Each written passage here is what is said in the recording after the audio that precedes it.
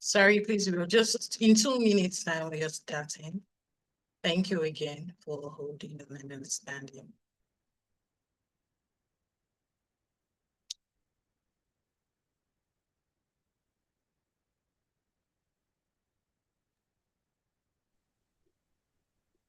Hi, Blessing.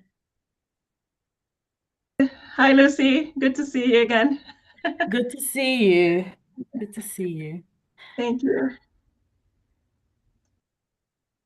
Okay, so we have 1 more minute to go. It's good to have you all here today. You're welcome, you're welcome, you're welcome.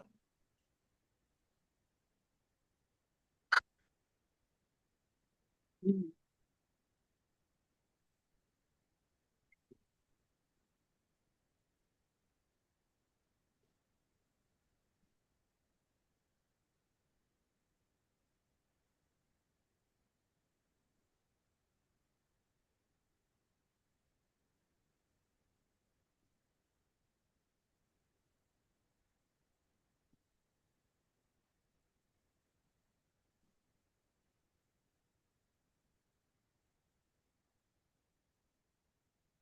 Okay, so the 3 minutes window to have others join us is so let's kickstart. Thank you all for joining us today. You're all welcome, and I hope you're enjoying your day today. So today we're going to talk about a very interesting topic, which is understanding legal protection for victims of family violence. And the insights will be from a recent case that just happened, an unfortunate case.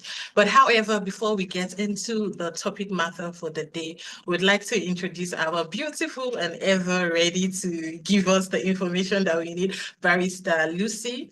And then I'll give a brief history, I'll do a brief introduction of Barrister Lucy.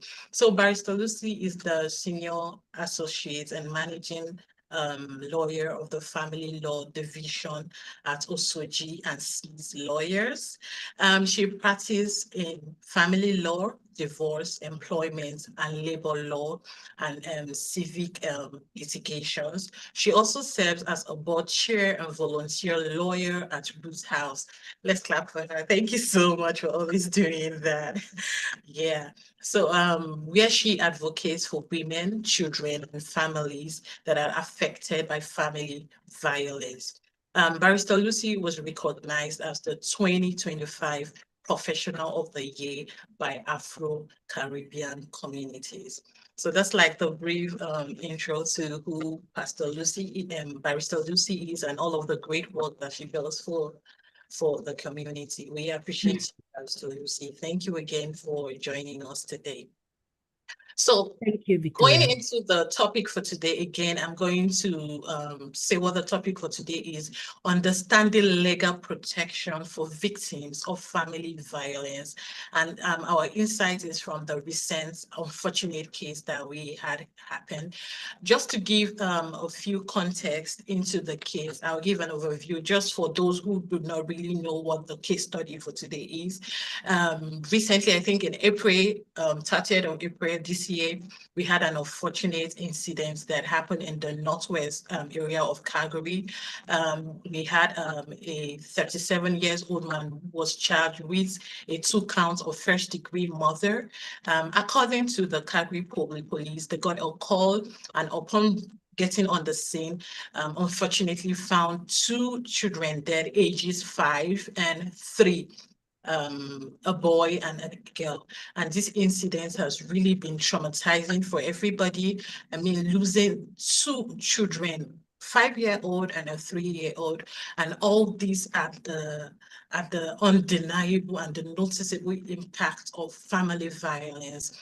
It is true to say that family violence is not, the impact is just not limited to the individuals. Now we're talking about the couple, the parents that are in it. It also has a direct impact on the children, and in this case, causing the loss of lives of 2 beautiful, amazing children. That is devastating, and no parent has to undergo this kind of pain, and it's not something that anybody should have to experience. So, Barrister Lucy, to begin, could you please help us understand the legal definition of family violence under Alberta and Canadian law, and how the counts typically responds when children may be at risk? Good afternoon, everybody. It's good to see familiar faces. For those who are joining us for the first time, I do appreciate the introduction, Victoria.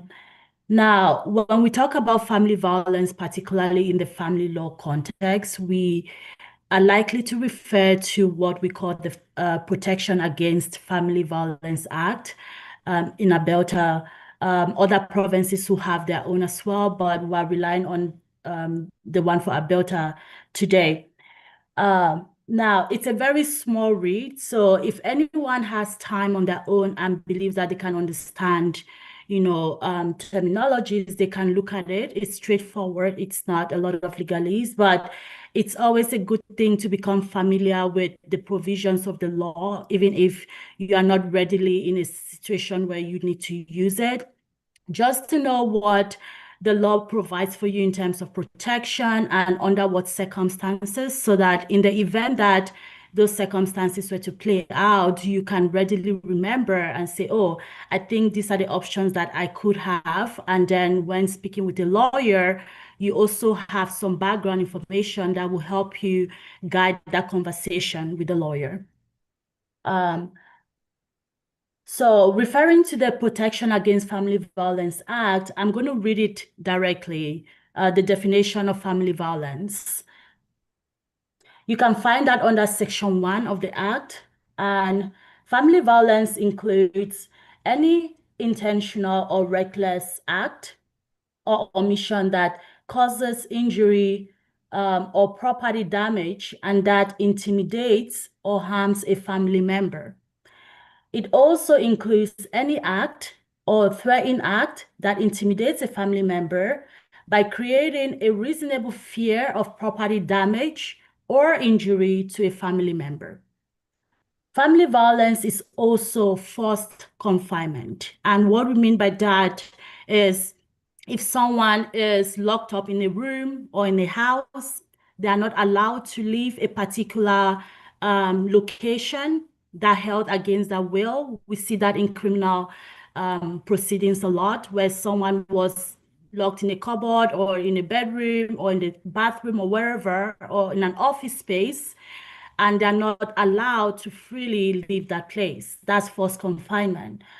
Family violence is also sexual abuse.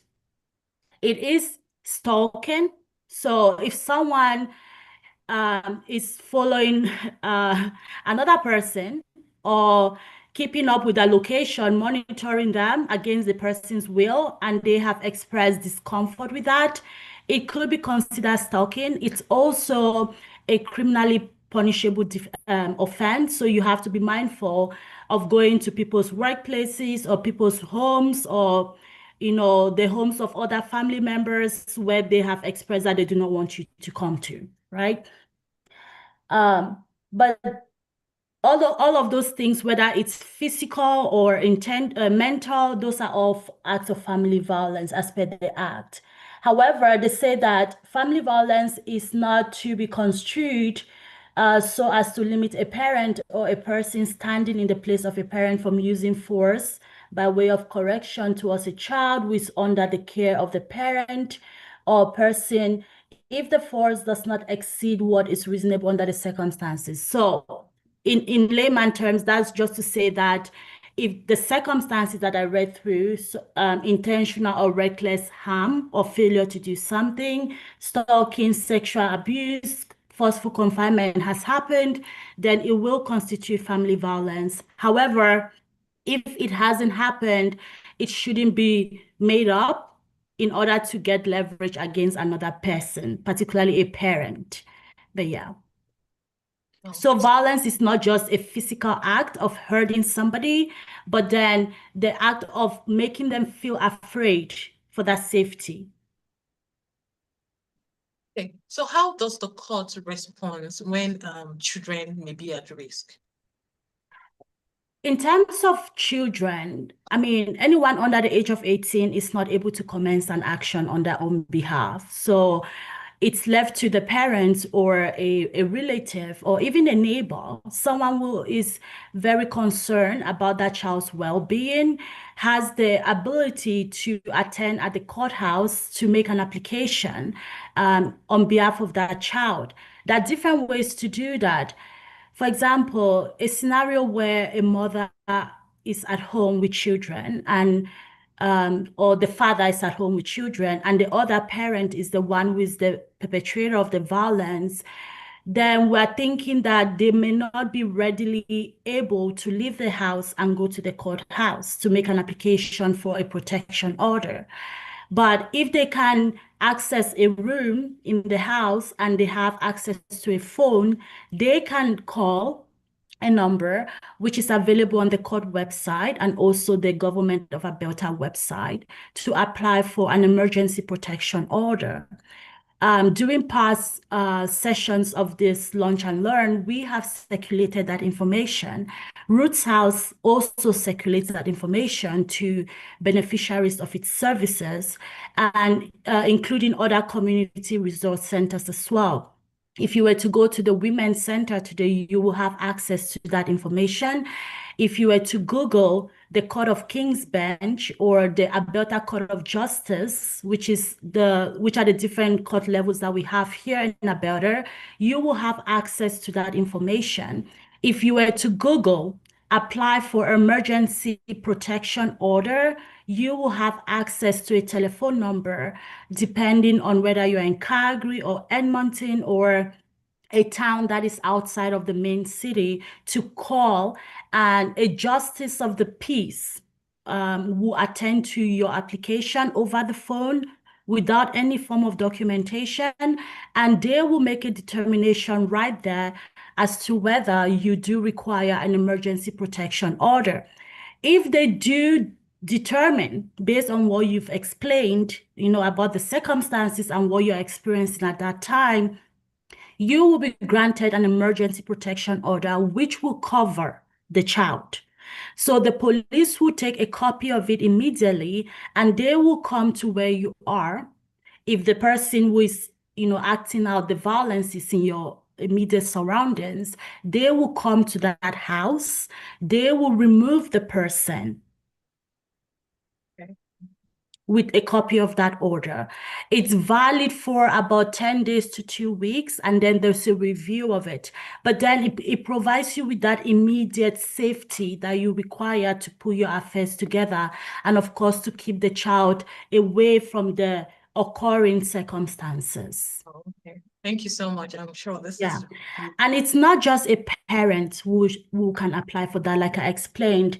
If we go back to that Protection Against Family Violence Act, it talks about, someone applying, any adult who is over the age of 18. So if you are a sibling and you see that there is violence being, exhibited against a younger sibling of yours, you have the ability to make that application for them.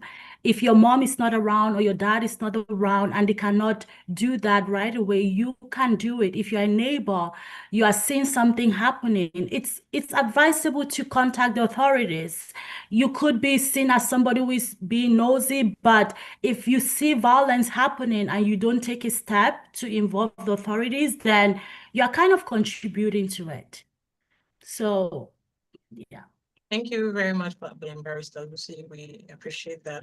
So in situations where there are warning signs of escalating domestic or family violence, what legal protection are available to spouses, former partners, or concerned family members?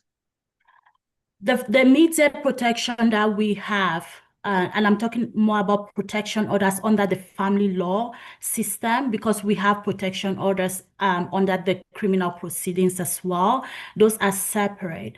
When it comes to the family law system, It covers individuals who are married legally with a marriage certificate, those who are common law in courts, or those who are in a relationship just dating, or they have a child, out of a one-night stand, whatever the relationship could be. It also covers siblings, brothers and sisters. It covers mothers and children, their parents who experience violence from their children, right? And their children who are adults and they experience violence from their parents, or an uncle could be, acting violently towards a cousin or a nephew. It's by blood relation, but also relation by marriage.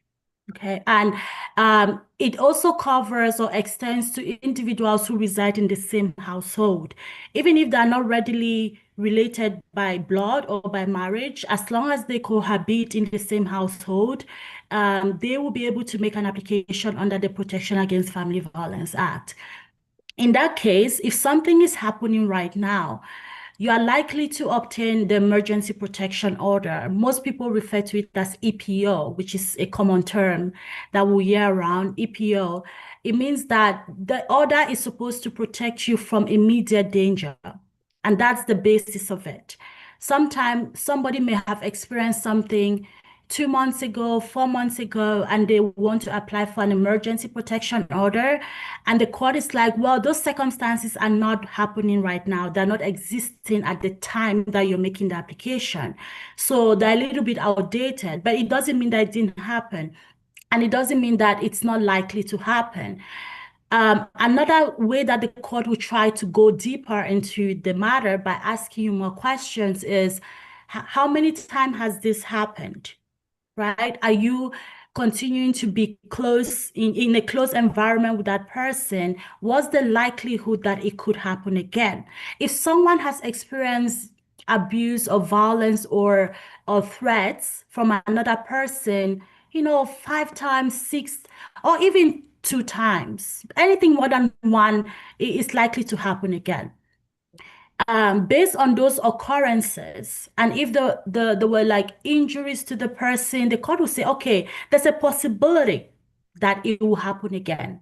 And that is the third factor which the court looks at. The act actually outlines the 3 factors that the court will look at to determine whether an emergency protection order is needed or warranted at this time. However, even if you are not able to get an emergency protection order because the circumstances have passed a long time ago, but you believe strongly that this person is likely to cause harm to you or anyone around you, including children, or to threaten you again, right? Because they don't need to actually cause harm for you to be afraid. If someone is threatening me all the time, I'm going to be afraid because there'll be a time when they could actually harm me, right? In that situation, you could now go and apply for a restraining order.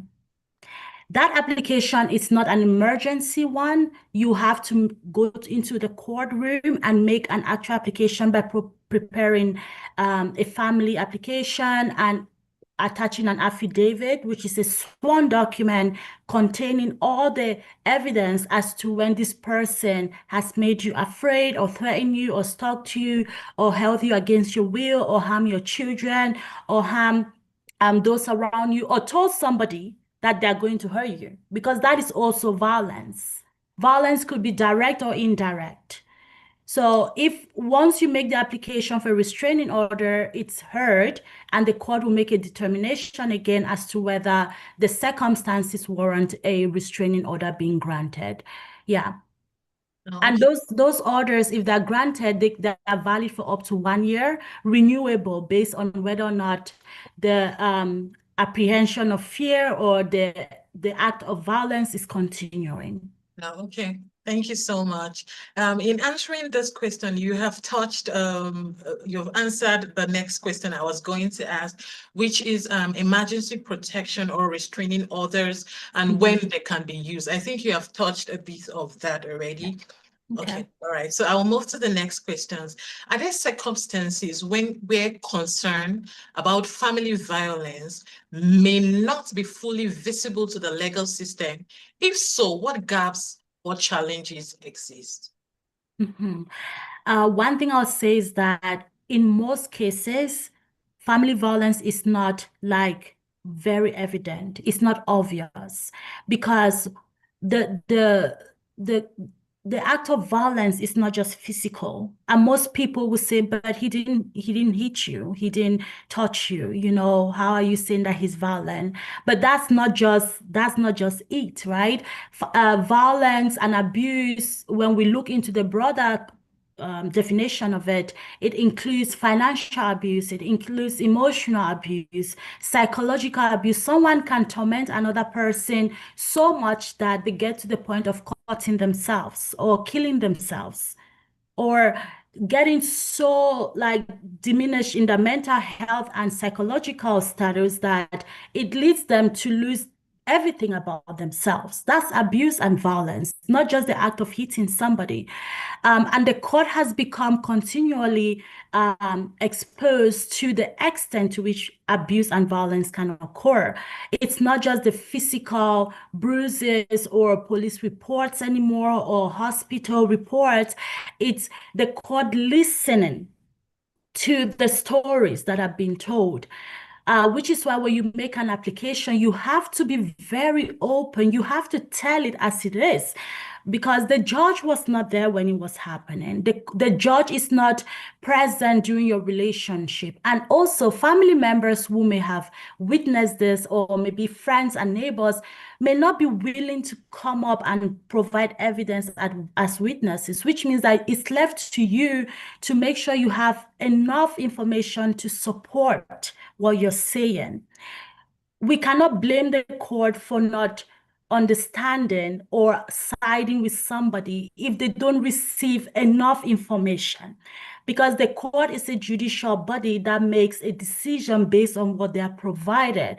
You need to take up that responsibility to provide everything that is needed to support your position. If it was physical violence, then you have like police reports. How many times did you report it? Did you have any medical visits to the emergency? Are there pictures of bruises? If someone is hurting you, be documenting it, because at some point you will need it. And if you intend to use those things, they have to be available. He said, she said takes a long time to prove. And while you're waiting to prove, you get impatient because the judge is asking you, show me something. If I believe you based on what you're saying, how am I sure that it's true or accurate? Because the other person is going to say something else. How does the court make a determination based on what both sides have said to say that there's a high possibility or probability that this happened to you? They have to look at the evidence. So you need to document it. If it's not obvious, if it's not something that can be readily seen, then you have to look for a way out. If you go to a lawyer and explain your situation, for example, you've tried to apply for emergency protection order by phone, or even going into the Calgary courthouse, and they say, well, I don't believe that the circumstances warrant or satisfies the requirements of the Family Violence Act or Protection Against Family Violence Act. In that case, the judge will not give you the order, which means you continue to be exposed to it. Your next step is now, okay, yes, it did not happen yesterday or last month or last week, but I need protection from this person, which means that you're thinking of a restraining order. But for you to get a restraining order, you need to make an application and swear an affidavit. You go back to your phone, pull out text messages where this person threatened you, or if you have somebody who the person to talk to and say, oh, I'm going to use my name, for example, Lucy. Oh, I'm going to deal with her. She doesn't know who I am. Or people who are angry will make threats unconsciously. They will say things out of anger. You want to be gathering those things. If you have recordings, if you have any document that supports what you're saying, you have to put them together. The responsibility is on you. Unfortunately, that's how the system is built, just because you are the one who experienced the situation. And when you're explaining it to the court, that is a third party, they are relying on what you provide, because they cannot readily tell if you're saying the truth, or you're accurate, or if the other person is accurate. Okay. Another way that the court could go deeper is by scheduling an oral hearing. When you make applications, you make them in chambers, what we call morning chambers or emergency chambers. Those are venues where the court hears different applications at the same time, not at once, but there's a list of matters. If you've been to a courtroom, you see case after case going. If at the first hearing, the court has some instincts or sees something that requires a deeper dive, they will say, let's schedule an oral hearing. At that point, they're putting the person who is complaining on the stand, and then they're putting the perpetrator of the violence or the abuse on the stand as well to get what we call oral evidence under oath. And then the court will say, are there any witnesses? Those witnesses will testify. We've seen that on TV sometimes. They will testify, and based on everything that everyone has said by word of mouth, in comparison to the documents that they had filed, the court will now look at the legal principles to say, I do believe violence occurred, even if it's not recent. It did happen, and I believe that on the number of times it happened, or the severity of the harm, or the person's behavior, pardon, because there's a pattern in behavior the court can look at. I believe and I'm convinced that it could happen again. So based on those things, I will give you a protection order as a precautionary measure. Okay, thank you so much. That was really insightful. So I have some more questions before we get into the question and answer section. I know lots of people have questions to ask you. So if someone fears for their safety or the safety of the children, what practical first steps should they take from a legal perspective? I would always say remove yourself and your children from that environment.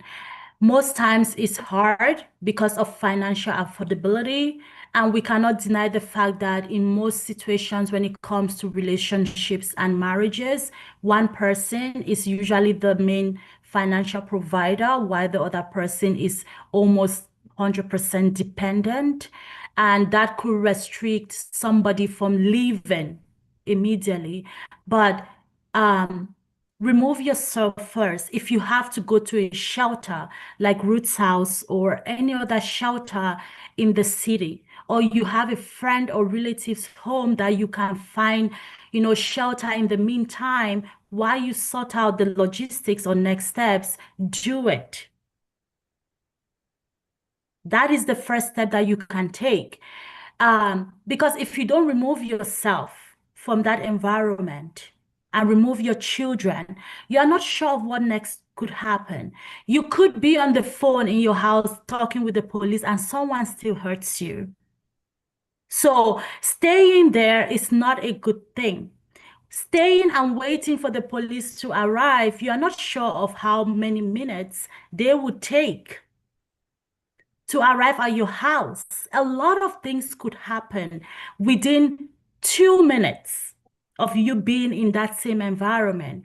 You can lock yourself up in a room if that's a possibility and the lock cannot be broken. But the first thing you should be doing is taking any step that you need to take to remove yourself from that person's access, immediate access.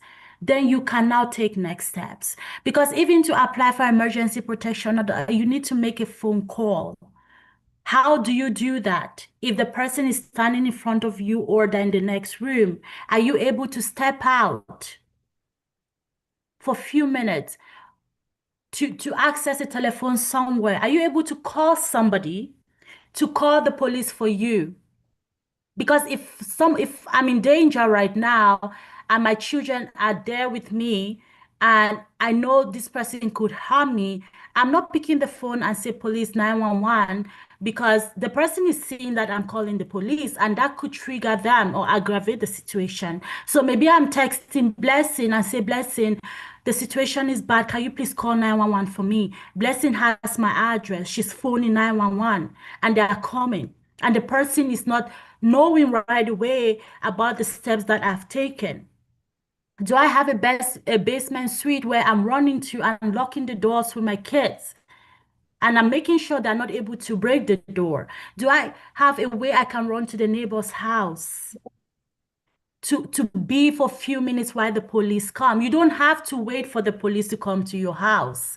If there's immediate danger, they can always find you. The fact that you've made the call and given your address, they can find you. There are situations where I know women who have left with their children, or even men who have left that environment with their children, gone to the neighbor's house, phoned the police comes, removes the perpetrator far away, and then take you back to the house with the children.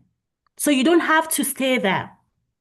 If there is no immediate action that is happening right away, but you know that this person, the possibility of them harming you is very high, that is when you make a restraining order application. It doesn't have to happen. Again, it's not always something has happened, the court needs to see that it's happened. There's a probability of it happening. If it's high, the court will give you a protection order. Okay. Thank you so much. Thank you so much for answering these questions.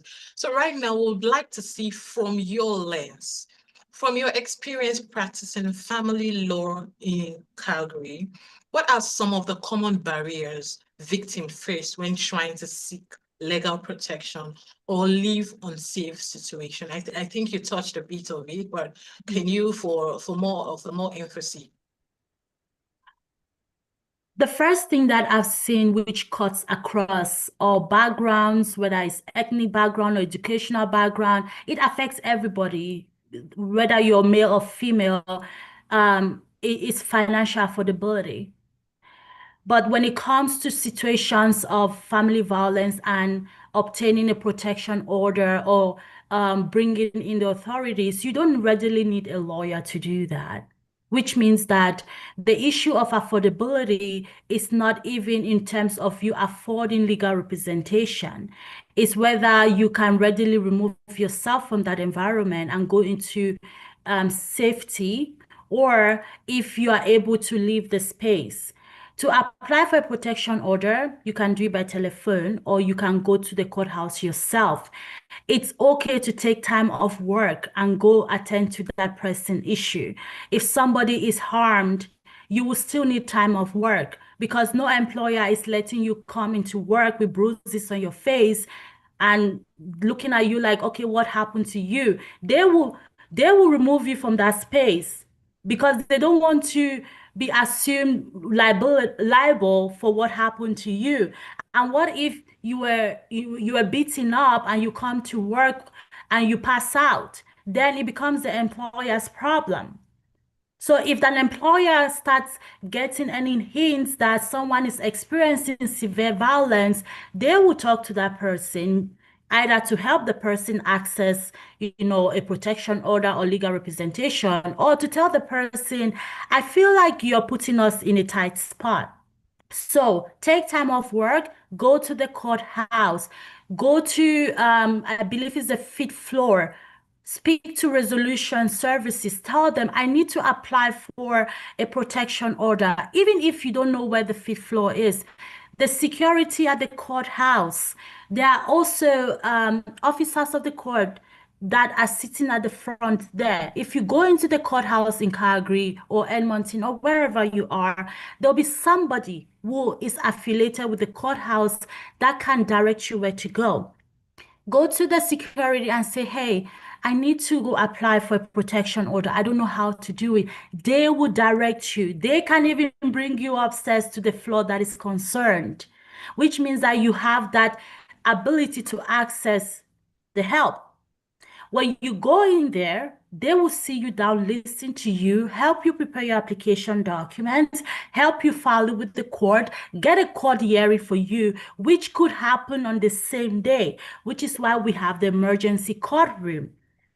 If you're dealing with family matters, it's mostly on the 10th floor, 1002 is the courtroom for emergency matters. It deals with emergency protection order reviews. It deals with restraining orders. It deals with emergency orders by lawyers. That is all emergency. It's open from morning until like 4:30. They have hearings the whole day. So somebody will be there to listen to your application and to grant you an order if you cannot do it by phone. So please make that a priority. Another limitation that I see is cultural beliefs. We cannot deny the fact that as immigrants coming from different cultures, we have different understandings of what legal experience is like. But we're in Canada. In Canada, we're able to have the same access to legal resources. As long as you set foot on this soil, you are a responsibility for the Canadian system.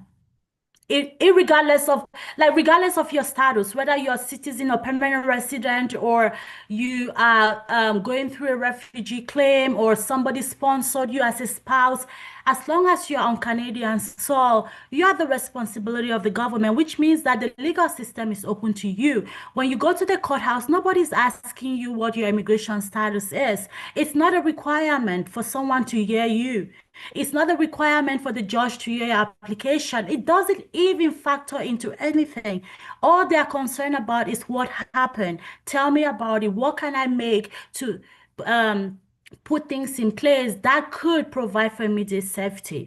So whatever experience you've had with the legal system from where you come in, whether it's in from an African country or Asia or wherever, keep it aside and think of right now. Go to the courthouse. Nobody's going to tell you no. Pick up the phone, Google, let me apply for an EPO. The judge is not going to ask you, are you black or white? Are you female or male? Nobody's asking you that. Are you Cameroonian or American? No one is going to ask you those questions, which means that the things that define you as a person and are considered social barriers do not readily interfere into your access to legal resources and help through the legal system. If you are somebody who doesn't believe that you should be asking for help or going to a courtroom to report a spouse or partner or relative who is hurting you or threatening to hurt you or plans to hurt you, you are limiting yourself and there's nothing the court can really do about it. You have to go to the system for the system to help you. If you don't go to it, you are losing out on whatever outcome you could have gotten that will put you in a better place. So let's not limit ourselves because of our cultural beliefs. Religious beliefs are also a limitation. I've seen it a lot of times. I meet with clients and they tell me, my imam or my pastor or my leader is going to think and I'm like, are you kidding?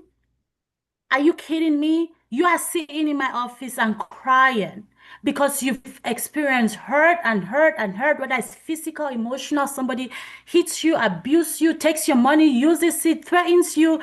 If you report the police, I'll do this to you. And you are telling me about what your pastor could think if you go to the police to report or you go get a protection order?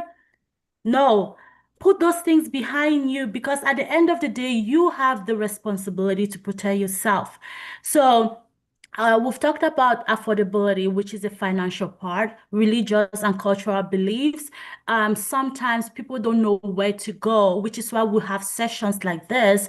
And I'm going to emphasize again, we have organizations in the community that are very accessible to help you. Roots House is there. The Women's Center is there. Calgary Legal Guardians is there. We have different organizations. I think Family Advocates is there. There's so many organizations that have become created recently to help in the situation of family violence. Google it. You have a phone for a reason. If you don't have a phone or a smartphone, plan to step out of your house, go to a police station. That is one place that you cannot miss. Whether you're driving or taking the bus, you cannot miss a police station because they're usually close to train, like C train centers. Go there.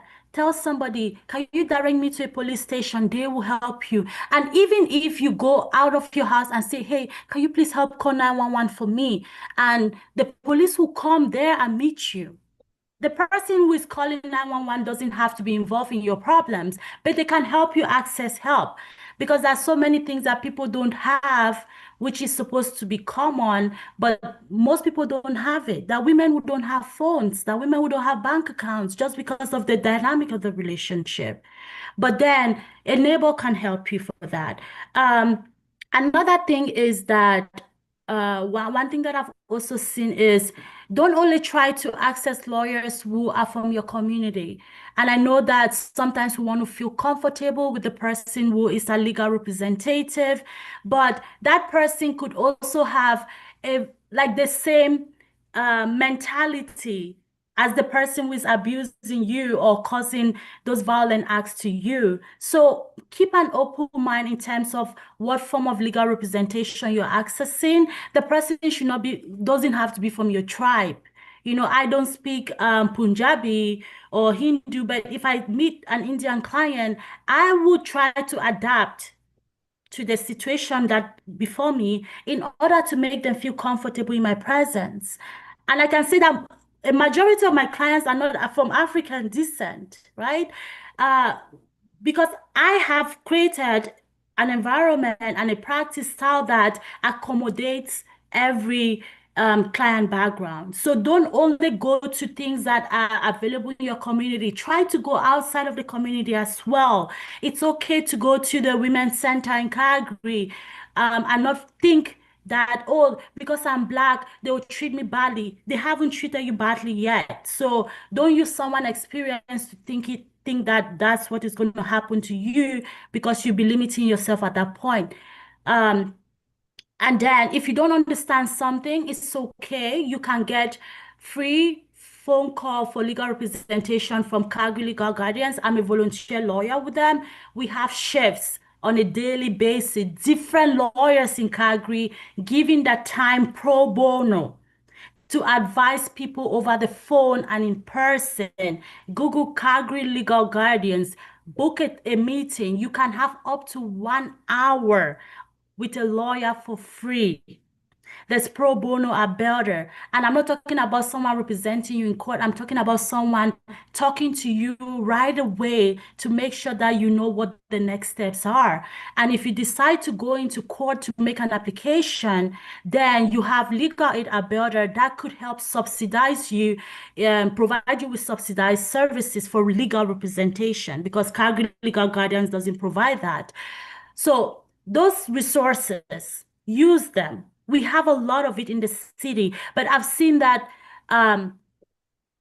particular to the Afro-Caribbean communities and the general immigrant communities, we are very restricted in our own minds as to how we access resources. Most times it's not because we've had bad experiences or those resources are not available. It's just that we don't have the willingness to due to our own personal limitations. So we need to start building that willingness to incorporate ourselves into the society that we are living in. We're not living in Nigeria, we're not living in Cameroon, we're not in Somali or Ethiopia right now. We are in Canada, we're in Calgary, and the resources that are available in Calgary are available to everyone. Let nobody tell you differently. I have been through this system from college. Yes, that social barriers in terms of prejudices, but those things are not the first thing that will harm you because not everyone is a racist. Not everyone is going to judge how you look or how you dress, whether you're wearing a hijab. Not everyone is going to judge that. And now those community centers, they are also learning on how to make sure that staffing is diverse. So if you go to the Women's Center today, I can tell you, you will see more Black people than non-Black people. That's to tell you something. That's Thank what I have to say, Thank Victoria. you so much. Thank you so much. Thank you so much. This is really insightful. We have learned a lot from this conversation today. So in the next 15 minutes, we'll be this is the question and answer section. So everybody, if you have questions, please you throw it in. But before the floor is open to everybody, I have a question here in the chat box. I will just read out. What happens if a physical domestic violence on wife and kids was not reported to the police, and years later, can those incidences be cited during divorce proceedings with the aim of gain settlement for emotional damage? Can these violences be cited during a parenting order trial at court as a ground to deter the violent husband from having access to the child for custody and visitation? I'm going to separate that question into two parts because they're dealing with two different issues. The first thing is in regards to using that occurrence in relation to a settlement. I'm assuming it's in regards to property or spousal support. Let's start with those. When people separate, whether they were legally married and having a marriage certificate or they were in a common law relationship, the issues that are dealt with are the same because we deal with parenting. If they're children, we deal with child support. If they were not married, then we deal with partner support. If they were married, we deal with spousal support. If they have property, we deal with property division. But that's not the divorce itself. Now, if something happened a year ago or 2 years ago, and now you guys are separated, but there's no record of it being addressed through the system, and you think that you want to raise it up, you have to understand how that could be relevant to the issue that you are dealing with. When it comes to legal matters, it's not just getting all information, particularly if we're dealing with a separation. Every information is important to you because you experienced it and it's part of your relationship with that person. But the legal system is not just consuming that information and keeping it. There's a process, which is why we have legal principles. And under those legal principles, we have factors that must be looked at in terms of how things happen, what factors are relevant or material to the issue that you're seeking.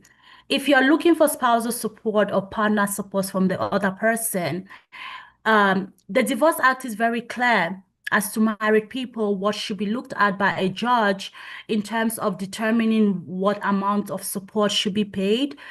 Well, the first thing is to determine whether support should be paid at all, what amount should be paid, how long it should be paid for.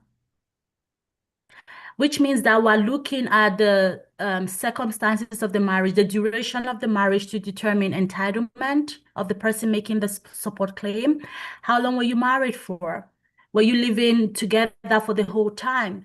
Were both of you working for the whole time? If you didn't work for the entire marriage or the relationship, what gaps did you have? How long were those gaps to keep you out of the workforce?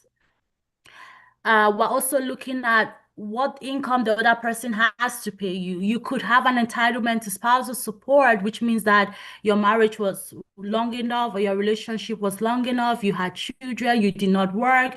All of those things are present. Entitlement is not a problem at all. By law, you're supposed to get spousal support. But unfortunately, the other person doesn't make enough money to pay you spousal support, which means that you're not getting it at that time. You can keep your claim and bring it in the future when you believe that there's more money. We've seen a lot of situations where when people start getting the hints that they might separate, they start reducing their work hours or they quit that job. We call that intentional underemployment or unemployment. So the person will not have money today to pay you because they don't have a job or they're making 40,000 a year, which can hardly be enough to pay child support, talk less of paying you spousal support. So your options will be, I'm going to reserve my claim for spousal and I'm going to address it in the future because those things are reviewable every year. Child support and spousal support are reviewable every year because your income changes every year. You file your taxes every year, which means that if they cannot pay you this year because they have 40,000, who knows, they could get a better job in 2027 and you could not make a claim at that time, given that the income has changed, if that was the only issue. In terms of using past occurrences, it's not an advantage in terms of support. Sometimes more, I'll say this is one of the hardest truths that clients hear when they visit lawyers for consultations, that not everything about the relationship is relevant to the issue that arise as separation. If someone has experienced violence in the relationship or abuse and they want to now use it to gain leverage, I don't see how that will play in. Because when you look at Section 16 of the Divorce Act, which talks about child support, parenting, spousal support, and relocation, it's not talking about violence in terms of spousal support. The violence comes into parenting. So if the spouse is looking to use that to get more support, then it's going to be problematic. But then one comfort about this is that when it comes to spousal support, again, we need financial disclosure from both sides in terms of incomes, and we use either divorce-mate software or child view software to enter the numbers. It gives you three range of spousal support: the low, the mid, and the high, which are different numbers of what you could likely get based on the incomes of the parties, the duration of the marriage, meaning that when you got married and when you separated, and whether there are children. All of those background details are entered into the software. It calculates the numbers for you. The experiences of your relationship become important for me to use to argue whether you should get the high amount. That's where the relevance is. But outside of that scope, it's not really going to help you, which means again that it's only working within the confines of what the law provides to you. And it's not giving you an added advantage outside of that confine of the law. Okay, thank you. Yeah. Thank you. In terms of property, no, it's not going to give you an advantage on property. If you guys owned a home when you were together, whether or not one person's name is on the home or two people's names, the division is similar. It's not going to make you get more money out of the home because you experience violence during the relationship or abuse. It's not a factor that is considered. And that is, again, back to relevance and material to the particular issue. Property has its way that it needs to be addressed as per the provisions of the Family Property Act. If you were separated before 2021, you could be subject to the former act, which is still in place, the Matrimonial Property Act. So that's what we deal with. And lawyers are bound by those. The courts are bound by those. And a lawyer who is honest with you will tell you from the onset what you should expect so that you don't find out down the road when you've already paid them tens of thousands and you realize that all the information that I've been giving them thinking is going to give me an added advantage is not being considered, because that will become very frustrating for you. Now, when we move violence into parenting issue, that is highly relevant again, because when we're dealing with parenting determination or we're determining a parenting arrangement when parties have children, we rely on the principle, the best interest of the child principle. If you were legally married and have a marriage certificate, take a look at Section 16 again of the Divorce Act. It's a very broad section. It deals with a lot of things that you'll be blessed to know. If you are not married in terms of having a marriage certificate, go to Section 18 of the Family Law Act. You can read the entire act, but if you focus on Section 18, it will tell you exactly what factors the court will look at to determine which parent should have more time with the child or the children and for what reasons. Family violence is one of the factors that are listed there, which means that it is highly relevant to the determining of a parenting arrangement for a child. If it's something that happened one time, the court could say, you know what? It happened one time, and depending on how you prepare your documents as well, which again comes back to you being responsible to feed the court with the information that they need to use. The court was not there.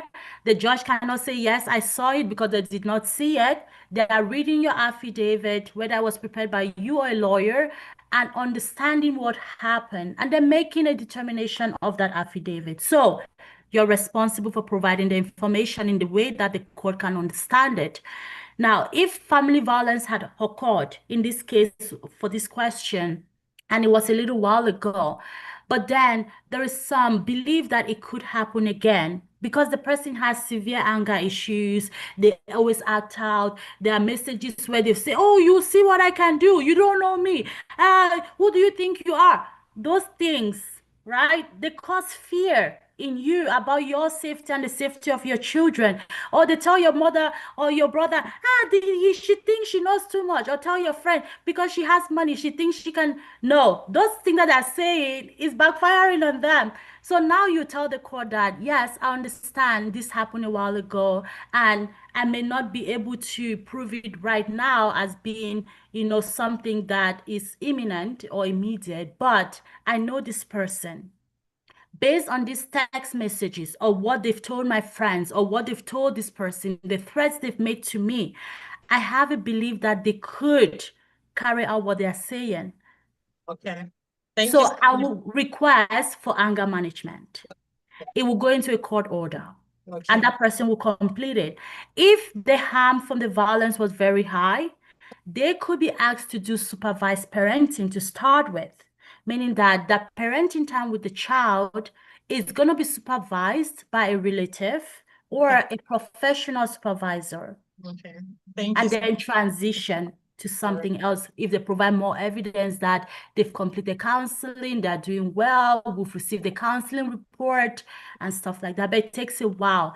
It's important to bring it up in parenting matters. It's very important. I use that a lot because my cases are mostly high conflict and I get to deal with a lot of occurrences of family violence. Thank you, Barrister Lucy. Thank you so much for these. Now we have just 2 minutes till the end of this section, but can I just take one more question, please? If you have a question in here, just one more question, so she quickly runs through it, and that will be all for today. But in the absence of no questions, I think we are good. But if you have a question, please, you can go on and ask now in the next 3 minutes. Just for clarification purposes, can you hear me okay? Yeah, right. Okay, yes. Lucy, you mentioned for EPOs, we can actually do that virtually. For restraining orders, can we do that virtually as well, or we need to be in court? You have to be in court just because a restraining order is something that you have to do on what we call on notice.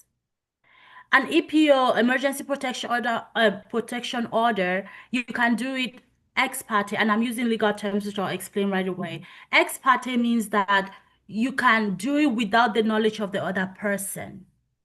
Okay, yeah. But for a restraining order, it has to be done on notice, which is why you're required to make an application and an affidavit and then file it, get it served, get a court date. Yeah. Okay. And the client EPOs can do are that for, themselves. They don't need a yeah. lawyer for that. No, you don't need a lawyer for most proceedings that pertain to a protection order because the court is very patient when hearing those applications. If you ever go to courtroom 1002 on the 10th floor in Calgary Courthouse, you will see a lot of self-represented parties there. That's the emergency courtroom. You don't need a lawyer to do that for you. You can get it and then meet with a lawyer later to help you with the next steps. But if you are granted a restraining order, it's valid for 1 year. If you are granted an EPO, it's in place for about 10 10 days to 2 weeks, and then a review is scheduled. At that review, the court will make a determination as to whether that EPO should continue to be in place. And if the court determines that, yes, the circumstances that causes fear to you or causes harm to you are still existing or could likely happen, they will make the order be in place for 1 year. Oh, I see. Okay. Thank you. Thank you so much, everybody. This is already, we're 1 minute past the section time, and unfortunately, we might not be able to take more questions. But however, we have trainings like this to address issues of concerns like this. And I would like to say that everybody has learned significantly from today's training. Barrister Lucy, thank you so much for always bringing the knowledge and equipping us with the next step to go in situations like this. Thank you very much. Thank you everyone for joining us today for this legal launch and learn section. Today's discussion also reflects the ongoing work of Ruth House. I'm sure we all know Ruth House and the great works that we do. Yes, Ruth House, the great work that Ruth House does in supporting women, children, and families experiencing crisis and family violence through advocacy, community support, education, and access to resources. Conversations like these raise awareness, encourages us, and help provide solutions and preventions, and strengthen our collective commitment to safer and healthy communities. Thank you so much, and do well to join our other sections that will be coming up. Thank you all and have a great day. Thank you for joining. We appreciate Barrister Lucy. Thank you so much again. It's a gift to have you. Always come on this platform. Thank you and have a great day, everybody. Bye. Big love from Ruth House. Thank you so much. Bye, guys. Yeah, thank you. Bye. Bye.